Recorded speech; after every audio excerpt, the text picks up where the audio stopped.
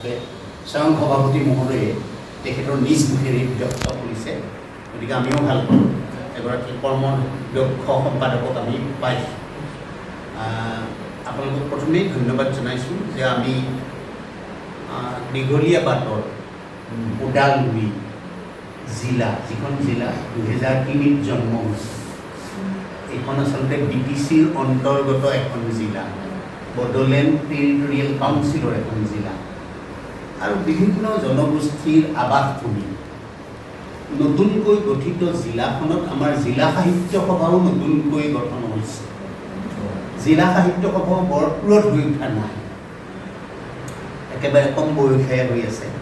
তৎসত্ত্বেও কিন্তু আমি যিখিনি কাম কৰিছোঁ তাৰ প্ৰতি সন্তুষ্ট হৈ যোৱা 2023-25 কাৰ্যকালৰ বাবে অসম সাহিত্য সভাই আমাৰ ওদালগুৰি জিলাক শ্ৰেষ্ঠ জিলা সাহিত্য সভাৰ সন্মান প্ৰদান কৰিছে। গতিকে সেইটো আমি আনন্দ অনুভৱ কৰিছোঁ। ইয়াৰ নতুন জিলা সাহিত্য সভা হিচাপে আমি অনুভৱ কৰিলোঁ যে এই যিটো অত্যন্ত দুৰ্ভাগ্যজনক ঘটনা, এইটো সপোনৰো অগোচৰ, এনেকুৱা যে এটা বিধ্বংসী পৰিস্থিতিৰ উদ্ৰেক হ'ব পাৰে, কোনেও ভবা নাই। এটা অকল্পনীয়, অভব্য, অভাৱনীয় এটা পৰিঘটনা। এই পৰিঘটনাত আমি সকলোৱে দুঃখিত।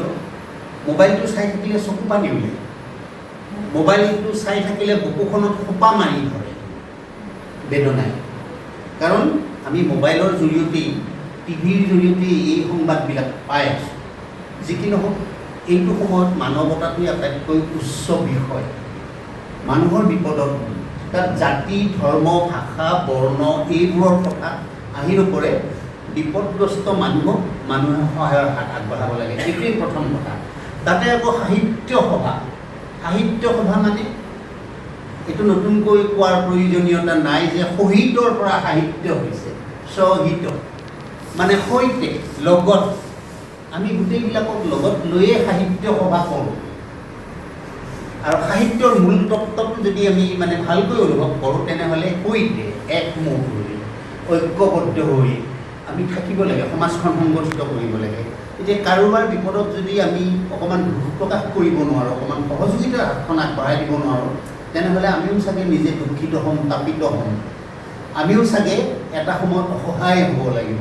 গতিকে তেনে পৰিপ্ৰেক্ষিতত আমি মানৱতাক ঊৰ্ধত ৰাখি আমাৰ ফালৰ পৰা য'ত সামান্য সহায় প্ৰদান কৰিবলৈ, আমি সকলোকে দিব নোৱাৰোঁ, গতিকে যিখিনি দিব পাৰোঁ য'ত সামান্য, সেইখিনি দিয়াৰ কাৰণে আপোনালোকৰ সহায় বিচাৰিছোঁ।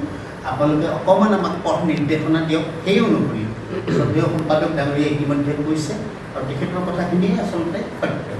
এইকাৰণে সত্য বুলি কৈছোঁ যে আমি একেলগে কিবা বস্তু দিব লাগিলে ইতিমধ্যে বস্তু যথেষ্ট পৰিমাণে পাইছে, সামগ্ৰী যথেষ্ট পৰিমাণে পাইছে। আৰু চৰকাৰী যিকেইটা শিবিৰ আছে তাতো যথোপযুক্ত সহায় সাৰথি চৰকাৰৰ তৰফত পাইছে, চাউল, দাইল, তেল, নিমখ ইত্যাদি ইত্যাদি। গতিকে এতিয়া মানুহৰ ঘৰটো সাজিবলৈ হয়তো কেইডালমান বাঁহৰ প্ৰয়োজন, এপাত দুপাত টিনৰ প্ৰয়োজন বা কেইচলিমান টিনৰ প্ৰয়োজন। তেনেকুৱা ক্ষেত্ৰত আৰ্থিকভাৱে আপোনালোকে যদি কিবা দিব পাৰে, তেনেহ'লে এইটো বেছি ভাল হয় বুলি তেখেতে এটা পৰামৰ্শ আগবঢ়াইছে। ইতিমধ্যে আগতীয়াকৈ এইবোৰ কথা কোৱা হৈছে। গতিকে সেইফালৰ পৰা আমিও একো বস্তু বা সামগ্ৰী নিকিনি পইচাকে অকণমান দিওঁ বুলি আমি পইচা অকণমান আমাৰ শাখাবিলাকে দিয়া তথা শুভানুধ্যায়ী ৰাইজে দিয়া পইচা অকণমান লৈ ইয়ালৈকে আহি আপোনালোকৰ সহায় আমি বিচাৰিছোঁ, সহযোগিতা বিচাৰিছোঁ। আৰু সেইমতে আপোনালোকে আমাক যিখিনি পৰামৰ্শ দিছে, সেই পৰামৰ্শ অনুসৰি আমি ভাবোঁ যে আজি আমি যদিও ভাবিছিলোঁ যে আজি শেষ কৰিম আমাৰ কাৰ্যসূচী, আজি আমি শেষ নকৰি কাইলৈ ৰাতিপুৱাৰ ভাগতে, আৰু আমাৰ জিলা সম্পাদক ডাঙৰীয়া এটা পৰামৰ্শ দিছে যে মই নিজে লগত থাকি আপোনালোকক সহায় কৰিম। আমি যদি একেবাৰে মূল স্থানলৈ নাযাওঁ, এনেকৈ উভতি যাওঁ, তেনেহ'লে দেখিবলৈও অকণমান বেয়া কথা হ'ব যে সাহাৰ্য দিবলৈ আহি আমাক একো গমগতি নোলোৱাকৈ পৰনিৰ্ভৰশীল হৈ মানে গুচি গ'ল।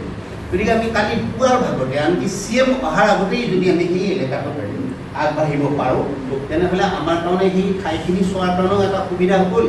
মানুহৰ সৈতে অলপ সহমৰ্মিতা প্ৰকাশ কৰিলোঁ, লগতে আমি দেখিলোঁ যে এইকেইজন মানুহক দিব পাৰি। আমি আচলতে আপোনালোকক খা খবৰ কৰিবলৈ ব্যথিত হৈ আপোনালোকৰ ওচৰলৈকে আহিছোঁ, এই কথাখিনিকে প্ৰকাশ কৰিলোঁ। আৰু তাৰ ভিতৰত যিখিনি নিতান্ত মানে আমি বোলে একেজন মানুহক আমি নিশ্চিতভাৱে সহায় কৰিব লাগিব, তেওঁলোকক আমি টিকতে সেই সহায়ৰ হাতখন আগবঢ়াই গৈছিলোঁ, তেনেকুৱা এটা ভাবিছোঁ। গতিকে আপোনালোকৰ কাইলৈ সহযোগিতা নিশ্চয়কৈ আমি কামনা কৰিম। আৰু ইয়াৰ পৰা সত্য কৰিম নাজিৰাৰ পৰা